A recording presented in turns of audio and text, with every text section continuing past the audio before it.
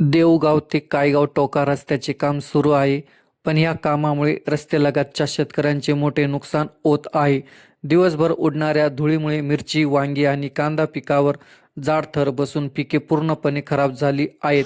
माळीवाड येथील भानुदास गोरे यांची 1.5 लाख रुपये खर्चाची मिरची पीक धुळीत नष्ट झाली. उत्पादन मिळण्याची कोणतीही शक्यता नाही.